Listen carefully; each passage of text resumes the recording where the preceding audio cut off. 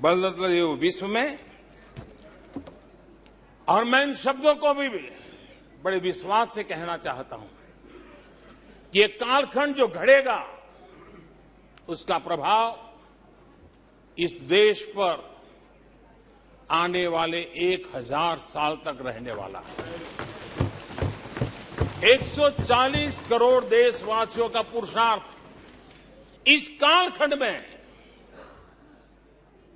अपने पराक्रम से, अपने पुरुषार्थ से, अपनी शक्ति से, अपने सामर्थ्य से जो करेगा वो आने वाले 1000 साल की मजबूत नींव रखने वाला है।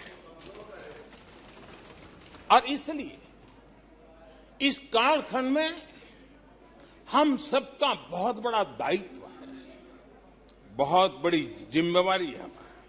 और ऐसे समय हम सबका एक ही फोकस होना चाहिए, देश का विकास, देश के लोगों के सपनों को पूरा करने का संकल्प, और उस संकल्प को सिद्धि तक ले जाने के लिए जी जान से जुट जाना, यही समय की मांग है।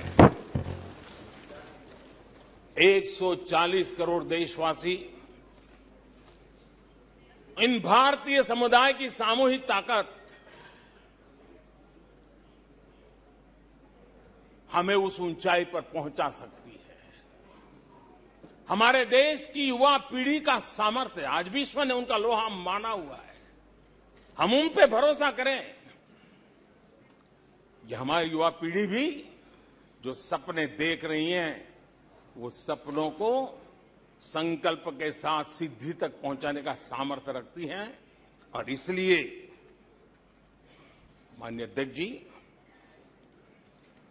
2014 में 30 साल के बाद देश की जनता ने पूर्ण बहुमत की सरकार बनाई और 2019 में भी उस ट्रैक रिकॉर्ड को देख करके उनके सपनों को संजोने का सामर्थ्य कहां है, उनके संकल्पों को सिद्ध करने की ताकत कहां पड़ी है, वो देश भली भांति पहचान गया। और इसीलिए 2019 में फिर एक बार हम सबको सेवा करने का मौका दिया और अधिक मजबूती के साथ दिया। आदरणीय अध्यक्ष जी, इस सदन में बैठे हुए प्रत्येक व्यक्ति की जिम्मेदारी है कि वो भारत के युवाओं के सपनों को, उनकी महत्वाकांक्षाओं को, उनकी आशा अपेक्षा के मुताबिक वो जो काम करना चाहता है उसके लिए हम अवसर दें। सरकार में रहते हुए हमने भी इस दायित्व को निभाने का भरपूर प्रयास किया है। हमने भारत के युवाओं को घोटालों से रहित सरकार दी है।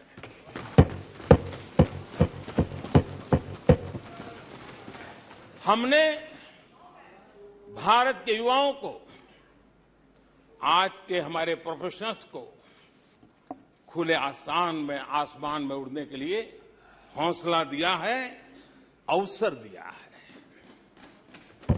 हमने दुनिया में भारत की बिगड़ी हुई साख, उसको भी संभाला है और उसे फिर एक बार नई ऊंचाइयों पर ले गए हैं। अभी भी कुछ लोग कोशिश कर रहे हैं कि दुनिया में हमारी साख को दाग लग जाए, लेकिन दुनिया अब देश को जान चुकी है। दुनिया के भविष्य में भारत किस प्रकार से योगदान दे सकता है, ये विश्व का विश्वास बढ़ता चला जा रहा है। और इस दौरान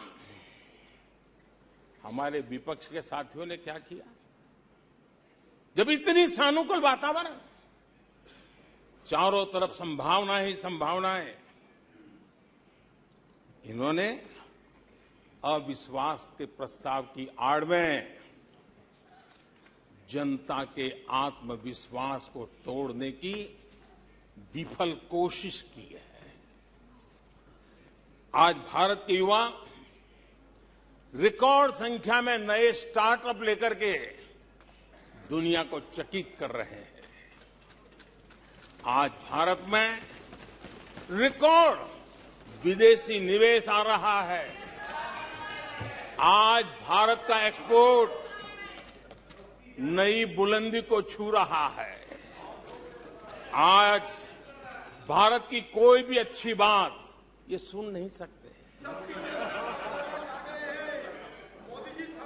यही उनकी अवस्था है। आज गरीब के दिल में अपने सपने पूरा करने का भरोसा पैदा हुआ है। आज देश में गरीबी तेजी से घट रही है। नीति आयोग के रिपोर्ट के अनुसार पिछले 5 साल में 13.5 करोड़ लोग गरीबी से बाहर आए हैं। आदरणीय अध्यक्ष जी, आईएमएफ अपने एक वर्किंग पेपर में लिखता है कि भारत ने अति गरीबी को करीब करीब खत्म कर दिया है। आईएमएफ ने भारत के डीबीटी के और दूसरे हमारे सोशल वेलफेयर स्कीम के लिए आईएमएफ ने इसे कहा है, ये लॉजिस्टिकल मार्वल है। आदरणीय अध्यक्ष जी, डब्ल्यूएचओ ने कहा है, आदरणीय अध्यक्ष जी, वर्ल्ड हेल्थ ऑर्गेनाइजेशन ने कहा है कि जल जीवन मिशन के जरिए भारत में 4 लाख लोगों की जान बच रही है। ये 4 लाख कौन है? मेरे गरीब, पीड़ित, शोषित, वंचित परिवारों के मेरे स्वजन है। हमारे परिवार के निचले तबके में जिंदगी गुजारने के लिए जो मजबूर हुए, उनके जन हैं। ऐसे 4 लाख लोगों की जान बचने की बात डब्ल्यूएचओ कह रहा है। माननीय अध्यक्ष जी, डब्ल्यूएचओ स्वच्छ भारत अभियान का एनालिसिस करके कहता है कि स्वच्छ भारत अभियान से 3 लाख लोगों को मरने से बचाया गया है। आदरणीय अध्यक्ष जी, भारत स्वच्छ होता है, 3 लाख लोगों की जिंदगी बचती है। 3 लाख है कौन? वही झुग्गी झोपड़ी में जिंदगी जीने के लिए जो मजबूर है, जिनके लिए अनेक कठिनाइयों से गुजारा करना पड़ता है। मेरे गरीब परिवार के लोग, शहरों की बस्तियों में गुजारा करने वाले लोग, गांव में जीने वाले लोग हैं और वंचित तबके के लोग हैं जिनकी जान बची है। यूनिसेफ ने क्या कहा है? यूनिसेफ ने कहा है कि स्वच्छ भारत अभियान के कारण हर साल गरीबों के 50,000 रुपये बच रहे हैं। ये लेकिन भारत की इन उपलब्धियों से कांग्रेस समेत विपक्ष के कुछ लोग दलों को अविश्वास है। जो सच्चाई दुनिया दूर से देख रही है, ये लोग यहां रहते हैं, दिखती नहीं है।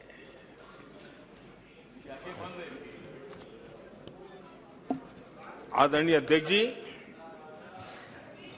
अविश्वास और घमंड इनकी रगों में रस बस गया है। वे जनता के विश्वास को कभी देख नहीं पाते हैं। अब ये जो शुतुरमुर्ग अप्रोच है, इसके लिए तो देश क्या कर सकता है? आदरणीय अध्यक्ष जी,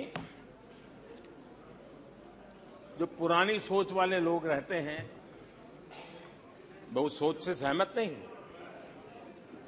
लेकिन वो कहते हैं कि देखो भाई, जब कुछ शुभ होता है, कुछ मंगल होता है, घर में भी कोई अच्छा होता है, बच्चे भी कोई अच्छे कपड़े पहनता है, जरा साफ सुथरा होता है, तो काला टीका लगा देते हैं। आज देश का जो मंगल हो रहा है चारों तरफ, देश की जो चारों तरफ वाहवाही हो रही है, देश का जो जय जयकार हो रहा है, तो मैं आपका धन्यवाद करता हूं कि काले टीके के रूप में काले कपड़े में निकल के सदन में आकर के आपने इस मंगल को भी सुरक्षित करने का काम किया है। इसके लिए भी मैं आपका धन्यवाद करता हूं।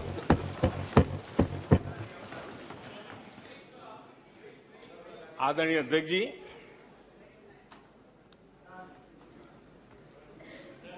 पिछले 3 दिन से भी